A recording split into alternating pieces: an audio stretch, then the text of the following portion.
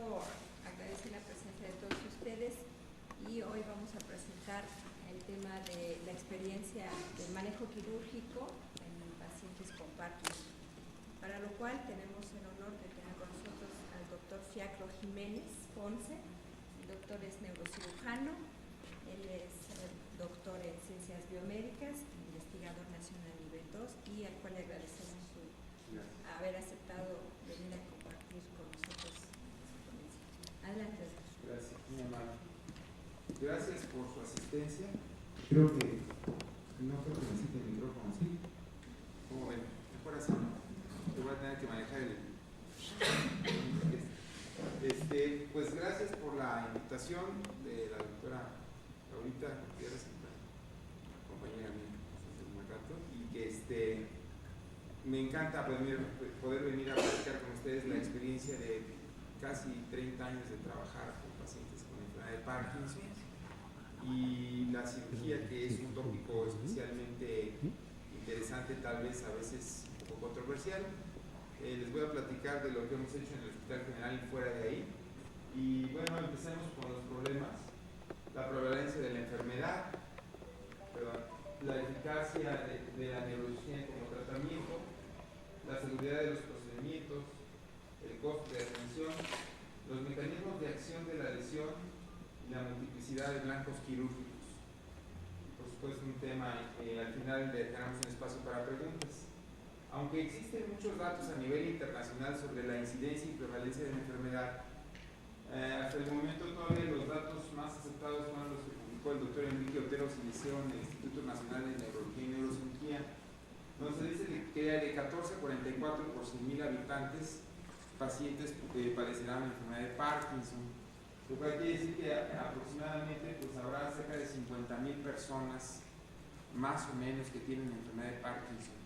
Sin embargo, se espera que esto vaya a aumentar. Miren, para 2015 en Estados Unidos se incrementa de 978.000 a 1.151.000 en una proyección. Entonces en México tendríamos aproximadamente algo así como unos 70.000, tal vez un poco menos, 65.000, y como la cantidad de personas de mayor edad va a aumentar, cada vez veremos más la enfermedad.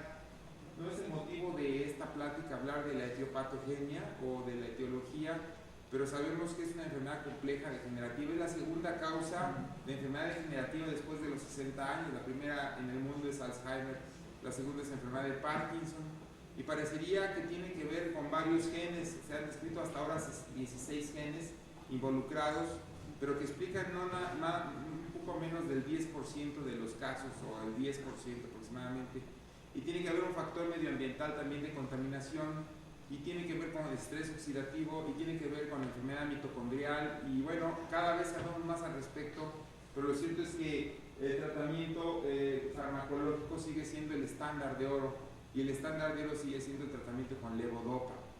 La levodopa es el principal fármaco y tratamiento actual. Sin embargo, sabemos también que no se debe usar de primera instancia. Seguramente ustedes saben que la levodopa tiene una vida media más o menos de 5 a 7 años, y después empezamos a tener muchos problemas farmacológicos que son fluctuaciones motoras, fenómeno de tolerancia, fenómeno de on-off. Entonces, cuando tenemos un paciente joven relativamente, que ahora vemos de hecho pacientes con enfermedad de Parkinson cada vez más jóvenes, a veces vemos pacientes abajo de los 40 años, claro que es un Parkinson juvenil y a veces familiar, pero también de los 55, que es la media, hacia abajo cada vez vemos pacientes más jóvenes. Si nosotros empezamos a darles levodopa tempranamente, pues en 7 años ya no tendremos que ofrecerles, porque es la principal herramienta. Entonces empezamos con agonistas dopaminérgicos y con inhibidores de la MAO y de la CON y con otra serie de medicamentos. De hecho, tenemos una gran cantidad de armamento, por fortuna, para la enfermedad de Parkinson. Pero llega un momento en que definitivamente los problemas farmacológicos superan al tratamiento farmacológico, que son básicamente los efectos colaterales, llámese los efectos cardiovasculares, porque la levodopa se libera al torrente sanguíneo, pero no toda entra a través de la barrera hematoencefálica.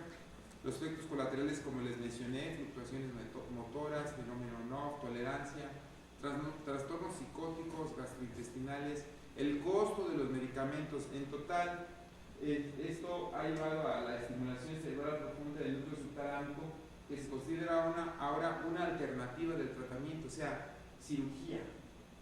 Entonces, si nosotros sabemos también que hay un periodo de la enfermedad de Parkinson que es premotor, de hecho es un periodo grande, no sé si ustedes saben los trabajos de los patólogos Brack y Brack, que ellos mencionan que realmente es una enfermedad sistémica, no solamente del sistema nervioso, una enfermedad de las catecolaminas.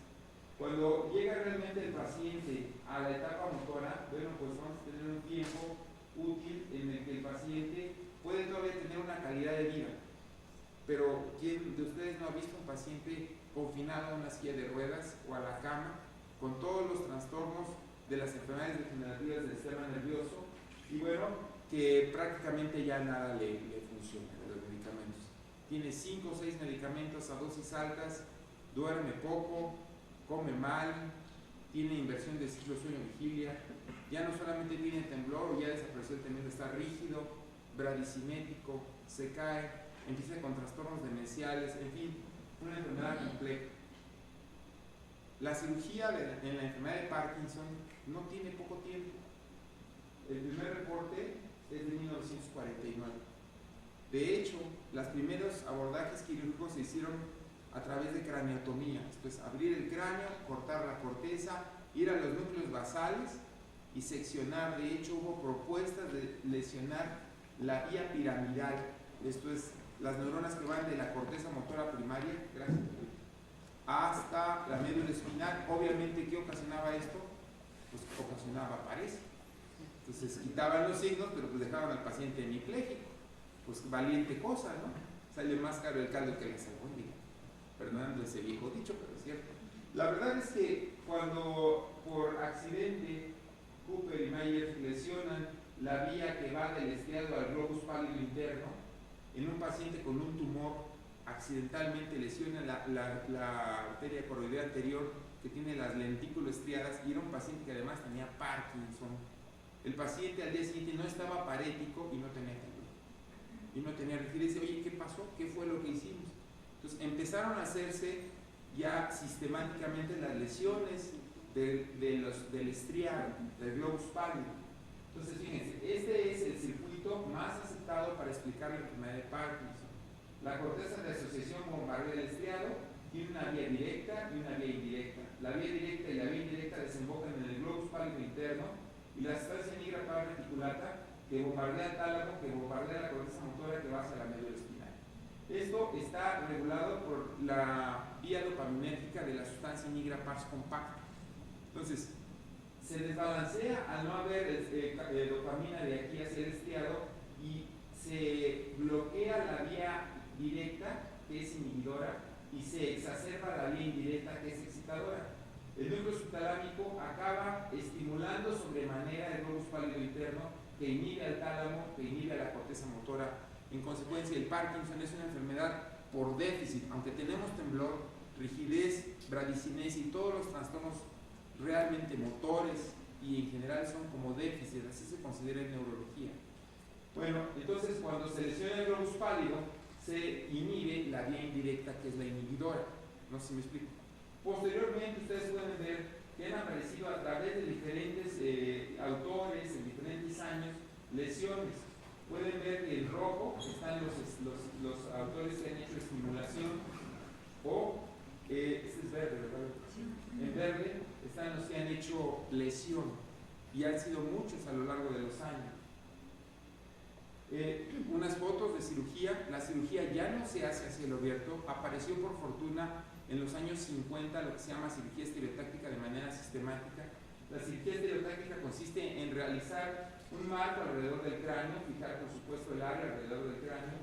Luego esto se lleva a un software muy específico que puede localizar por coordenadas cartesianas oculares una estructura debajo de la corteza, y nosotros podemos hacer un símil en computadora guiado por tomografía o resonancia. Por supuesto, tenemos las fiducias y hacemos una reconstrucción total del cerebro en las imágenes que nosotros queramos, y podemos hacer los abordajes que queramos. En este caso, la paciente, si ustedes pueden ver, es joven, es una paciente que operamos hace como 2 años, que tiene aproximadamente 36 años. Y bueno, en ellos cada vez ofrecemos más la cirugía temprana porque tenemos poca accesibilidad a que los fármacos nos den opción. Entonces, luego el paciente se lleva el quirófano, se fija, se hace solamente un trépano en la porción frontal por delante de la coronal. Por el medio de cálculo estereotáctico, nosotros llegamos a una estructura que hemos deseado localizar para bloquear, ya se fijaron en todo ese mapa. Y por supuesto aquí tenemos un sistema de registro con microelectrodos. O sea, no solamente la localización anatómica a través de imagen, sino colocamos primero unos electrodos que tienen 5 micras en la punta, y nosotros podemos registrar la actividad eléctrica de determinadas estructuras, que es como una firma electrónica. Entonces, ¿qué es lo que pasa? Cuando yo ya tengo mi electrodo colocado ahí para actividad, hago un registro electroencefalográfico de campo y lo llevo a un mapa, entonces sé en qué estructura estoy. O sea, no solamente es una localización anatómica, sino electrofisiológica, y más aún, luego vemos que el electrodo está en el sitio del marco, se fijan, es como una mira de rifle. Entonces vemos que el electrodo está exactamente en ese sitio, ya sea para lesionar o para estimular. La resonancia postoperatoria muestra los electrodos colocados en el globus pálido interno. Nuestro margen de error no puede ser más allá de 1 milímetro. O sea, la verdad es que cualquier neurocirujano estereotáctico bien formado tiene como máximo un error de 1 milímetro. 2 milímetros es inadmisible, estamos en otra estructura. Entonces, en un trabajo de Williams del 2010 se comparan los mejores tratamientos médicos contra los mejores tratamientos quirúrgicos cuando el paciente tiene fluctuaciones, y siempre ganó el tratamiento quirúrgico porque tiene su indicación. Yo creería que apenas el 20 al 25% de los pacientes con enfermedad de Parkinson en estadio joven y YAR 3, o sea, de medio hacia adelante, están en capacidad de ser operados, y hemos desarrollado este algoritmo de tratamiento quirúrgico. Primero y antes que nada, tiene que ser enfermedad de Parkinson. O sea, la mitad del éxito es el diagnóstico, porque hay muchas cosas que parecen Parkinson y que no son, y ustedes lo saben bien, los parkinsonismos. Y entonces, en consecuencia, el médico pues tiene que ser un experto, y nosotros hemos sugerido que mejor se forme un cuerpo colegiado donde el neurólogo, neurocirujano, geriatra o incluso psiquiatra decida en cuerpo, en conjunto, quién es el paciente candidato. Primero, que tenga Parkinson. Segunda, que tenga un buen tratamiento médico, que por supuesto le dé calidad de vida. Si esto no le da un buen tratamiento médico, que también hay una variedad de opciones, porque también depende de las opciones financieras del paciente, de la institución donde viene. Sabemos, por ejemplo, ustedes conocen la rasagilina, ¿no? El Acilec. ¿Cuánto cuesta un tratamiento? Cuesta 3.600 pesos al mes. O sea, pues eso en algunas instituciones no es posible, porque son gente grande que no nada más toma rasagilina, ¿no? Que tiene que tomar levodopa y el antihipertensivo y el hipoglucemiante, y bueno, entonces, bueno, pues ya es una renta, ¿no? Entonces, si es insuficiente, bueno, puede ir a lesión o estimulación unilateral, sobre todo cuando hay temblor y rigidez, a lesión o estimulación unilateral cuando hay rigidez y radicenesia, y siempre estimulación unilateral cuando tenemos los 3 signos y está en estadios avanzados. Y esto lo hemos desarrollado a lo largo de los años. Aquí vamos a ver el video. Quise poner otro video más fresco, pero estaba muy pesado y no corrió. Vamos a poner uno de los primeros que teníamos ahí, y lo que quiero mostrarles es cómo desarrollamos. Esta es una lesión. Si ustedes se fijan, es una resonancia magnética. Este es el mesencéfalo, es la sustancia negra, el núcleo rojo. Aquí está el núcleo subtalámico, y aquí no hay nada. Aquí está la pequeña lesión que hicimos y hemos hecho durante años para controlar el temblor y la rigidez sobre todo. El paciente está temblando, ustedes pueden ver, de hecho el paciente se opera despierto, porque él nos tiene que decir lo que siente. Cuando el doctor Brito coloca el electrodo, inmediatamente el temblor se suprime, igual que la rigidez. Los pacientes se tienen que operar la mayor parte de las veces despierto. Recientemente, quiero decir, de 5 años a la fecha, han aparecido reportes en que podemos hacer la cirugía con anestesia general, obviamente sin el efecto macro, pero bueno, eso depende. Yo creo que es solo para expertos, porque tiene que estar muy bien localizado anatómicamente y con electrofisiología. Obviamente para el paciente será más cómodo, pero bueno. Entonces estos son los primeros reportes que hicimos en el año 94 con lesión de las radiaciones periodistales de la sustancia negra, y estos reportes también se llevaron a efecto cuando lesionamos el globus pálido interno. Este es un paciente que se filma previamente a la lesión, cuando está en estadio de congelación antes y después de la cirugía. Ustedes pueden ver el efecto de una sola lesión. Una lesión que cuesta aproximadamente institucionalmente $500. O sea, como 7,000 pesos, 10,000 pesos, o sea, muy barata. Durante muchos años desarrollamos estos procedimientos y pudimos hacer una comparación contra los electrodos que les voy a hablar más adelante, que podrían ser en dos grupos, uno de 14 pacientes y otro de 13, tan eficaces. Por ejemplo, el de la lesión controlaba muy bien el temblor y la rigidez, un poco menos la balancinesia, y el de la estimulación eléctrica, pues prácticamente similar, nada más que la estimulación eléctrica unilateral cuesta aproximadamente unos 250,000 pesos. O sea, nada más el equipo. Entonces no es tan fácil. Estos trabajos los llevamos a publicación también y hemos podido observar que existe prácticamente una similitud en muchos de sus resultados, lo cual nos ha permitido a nivel institucional e incluso privado ofertar esta cirugía de lesión, esto es de pequeña termocoagulación por radiofrecuencia en pacientes que no tuvieran recursos. El doctor Obeso y el doctor Álvarez Cubano y Obeso, José Obeso es español y es uno de los líderes de opinión, han llevado también estos resultados a lesión no de las radiaciones prelemscales que hacemos nosotros o zona incerta, sino del núcleo subtalámico de luz. O sea, no son resultados exclusivamente de México, también hay estudios a nivel internacional donde se lesionan. Pero aparecen los electrodos. No sé si ustedes han escuchado de la estimulación cerebral profunda. Sí, podría levantar la mano, ¿quién sabe de ello? ¿Usted? 2, 3, 4, 5. Sí, yo creo que no es ni la décima parte. Entonces, la estimulación cerebral profunda consiste en colocar electrodos de platino y silastic dentro del cerebro en las mismas estructuras que lesionábamos. Fueron desarrolladas por Medtronic, la casa que es líder en marcapasos. Y bueno, si funcionó para el corazón, pues funcionaba para el cerebro. Se utilizó primero en dolor, después en movimientos involuntarios, sobre todo Parkinson, distonía, epilepsia, y ahora estamos en trastornos psiquiátricos, sigue obesidad, adicciones y cualquier enfermedad neurológica o psiquiátrica que pudiera tener un sustrato anatómico o fisiológico.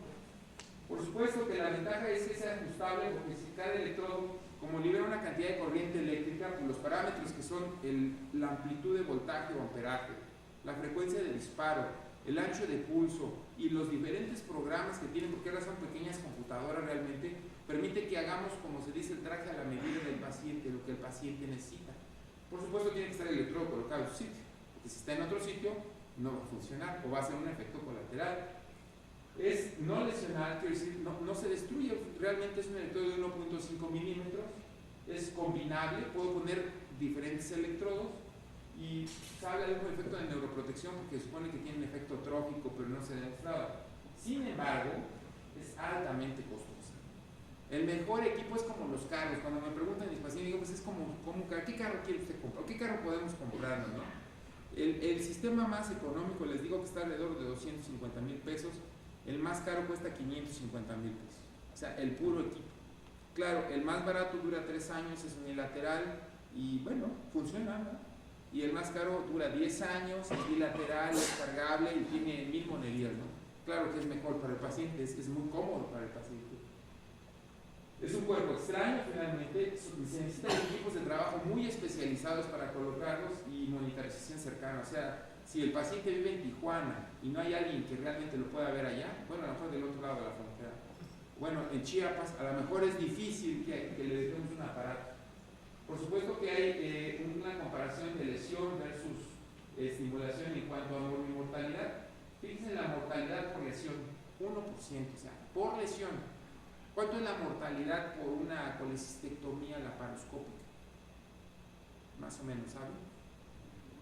Es como del 3 al 5%. O sea, es más baja que la mortalidad, porque es muy calculado. Lo más grave es que le pegue una arteria, que se infecte es rarísimo. La mortalidad para electrodos es 0.01% y baja dependiendo de la pericia. O sea, son muy seguros en ese sentido. La morbilidad va del 3 al 7% y en este caso es que depende, porque la verdad es que depende de si yo formo un centro que repetidamente haga esto, pues cada vez va a tener menos errores, ¿no? Si es la primera vez, pues seguramente, o sea, hay una curva de aprendizaje. Por supuesto, este es bajo costo, alto costo, pacientes foráneos, pues sería un problema. requiere asistencia, difícil combinar lesiones. Yo no puedo hacer dos lesiones simétricas porque deterioro al paciente, tienen que ser asimétricas. Este es irreversible y este es reversible. Vienen otras cosas interesantes también en la estimulación. Dependiendo de los parámetros, yo puedo hacer estimulación cercana, más lejana, como una salchicha, como, ¿qué sería esto? Como un bollo, o completamente alejada, y estimular diferentes estructuras. Esto es lo que se llama modelación de la estimulación eléctrica. Vienen otras cosas interesantes hacia el futuro. Electrodos de nanoelementos de carbono. Fíjense, por ejemplo, este es el electrodo que normalmente nosotros implantamos. Pero estas estructuras se están utilizando a nivel de investigación en modelos animales de Parkinson y son nanopartículas que se forman alrededor de los axones en la corteza o en la profundidad, de tal forma que incluso se ha mencionado que algunos de ellos van a salir sobre la corteza y conectaríamos. Estaríamos hablando como de cyborgs. Eso sería así como de ciencia ficción, pero ya hay estas circunstancias. Yo lo vi en un congreso en Corea hace 4 años, entonces vienen a nivel de investigación y cuándo se desarrollarán. Por supuesto, si son electrodos, puedo colocar varios electrodos.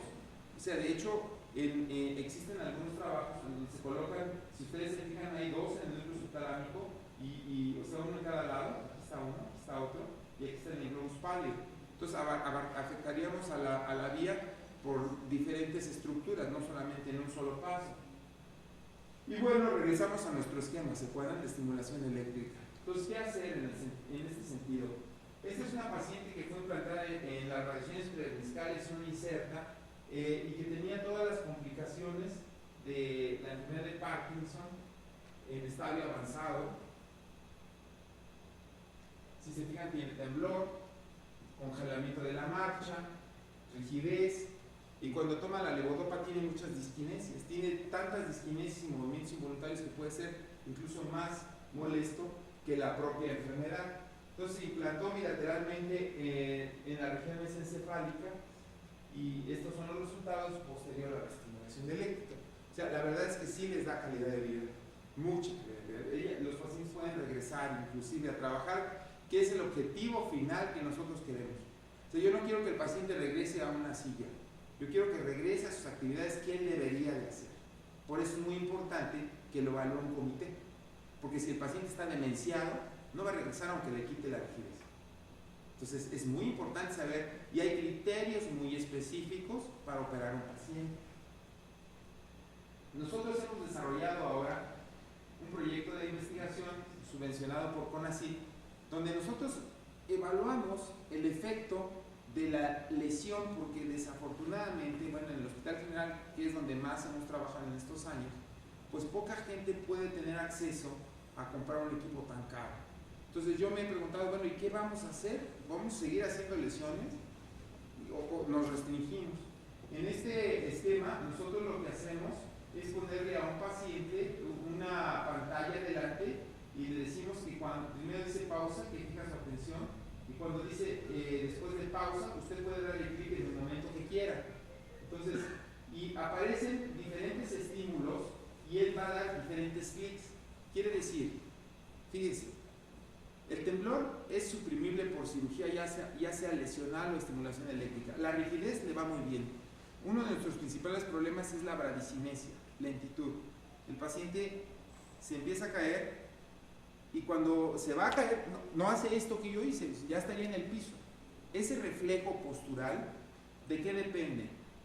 De que está demenciado, de que no llegó en la información propioceptiva, de que no se hizo un plan motor. Entonces, lo que nosotros queríamos medir aquí es si el paciente generaba la respuesta motora adecuadamente con Parkinson y qué le pasaba después de la palidotomía.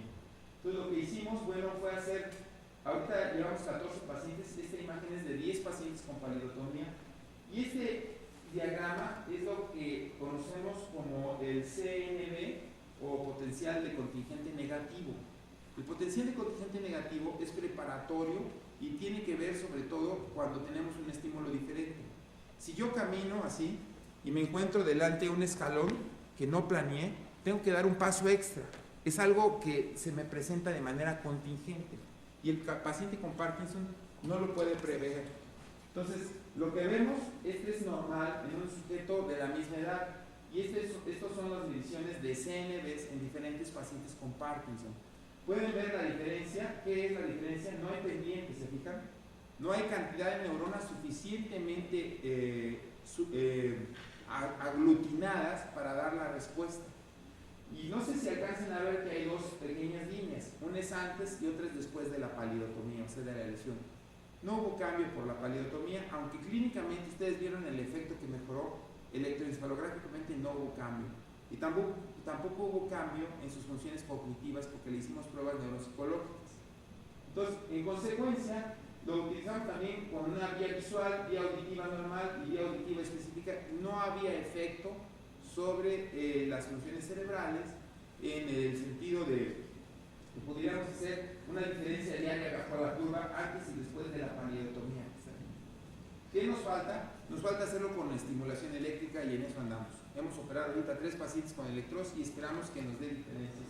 Lo que creemos es que antes, si ustedes se fijan, antes de la lesión, aunque no hay diferencia en el área bajo la curva, en este mapeo está cargado mucho de un lado y cuando operamos parece que se carga del otro, o sea, como que se balancea el barco, ¿no? O sea, se lo estaba llevando de un lado, entonces lo opero de... Porque dice, ¿por qué funciona la lesión? Entonces, como que le permitió, ahora, corticalmente y cognitivamente no parece haber un efecto.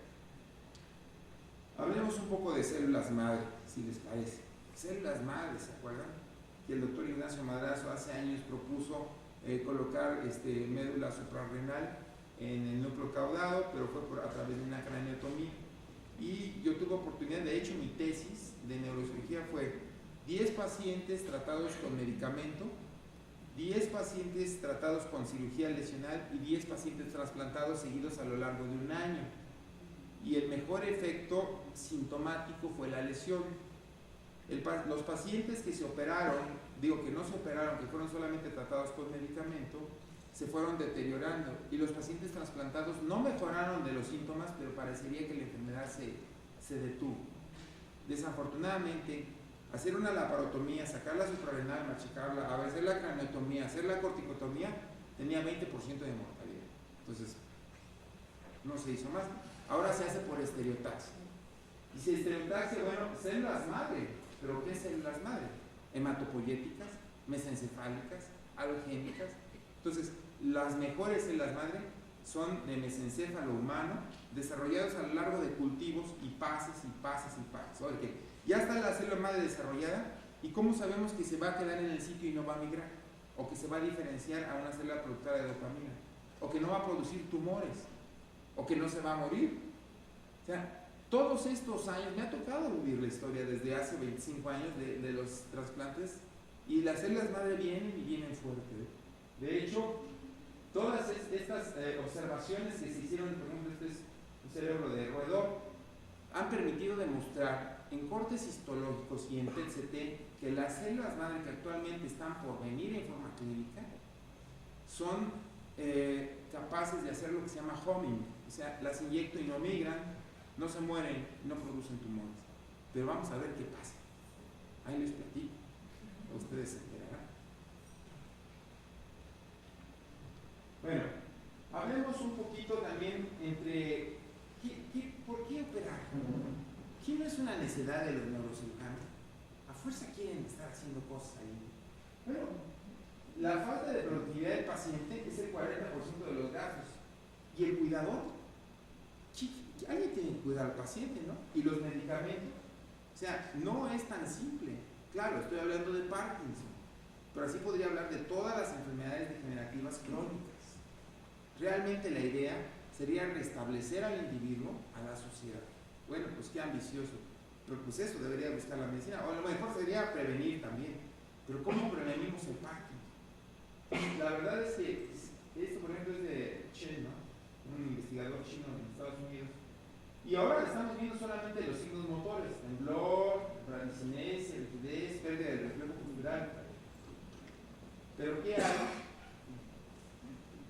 de los signos no motores, que son tan importantes o peores que los motores? ¿Cuáles son?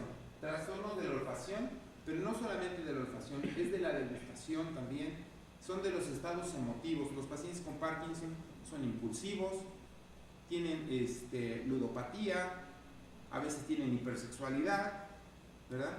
Tienen trastornos de tipo vegetativo, y puse estreñimiento, pero también tienen trastornos vesicales, pueden tener hipotensión, el 30% tiene arritmias, o sea, tienen seborrea, diaforesis, algunos tienen hipertermia, o sea, no es tan simple, dicen, bueno, es que si ya no es Parkinson, es atrofia multisistémica. Es cierto, la verdad es que la naturaleza pone una gama de enfermedades. Tienen trastornos del sueño, y de hecho hay un característico patrón de sueño en Parkinson que se llama trastorno paradójico del sueño amor. Si un paciente les dice que en la noche golpea como si estuviera soñando una pesadilla, incluso golpear a su pareja a veces causa que se vaya la pareja. Y también tiene trastornos de depresión, es medio estreñido y no huele bien. Estos 4 datos son prodrómicos de Parkinson y ya está perfectamente aceptado. Pródromo de Parkinson. Creo que casi termino, ¿no? Porque ya veo que están durmiendo. Entonces, conclusiones. La prevalencia de la enfermedad va a aumentar. O sea, eso lo vamos a estar viendo, ¿no? La eficacia y seguridad de los procedimientos quirúrgicos aumenta en función del desarrollo de la instrumentación, de la educación de los equipos de trabajo y de la educación médica. ¿Alguien de ustedes había escuchado lo que les dije? Probablemente no, pero hace falta difusión. Y si los médicos no lo sabemos, mucho menos los pacientes, aunque quién sabe, porque mucha gente se mete a internet. Y si ustedes ponen Deep Brain Stimulation, aparece cantidad de cosas.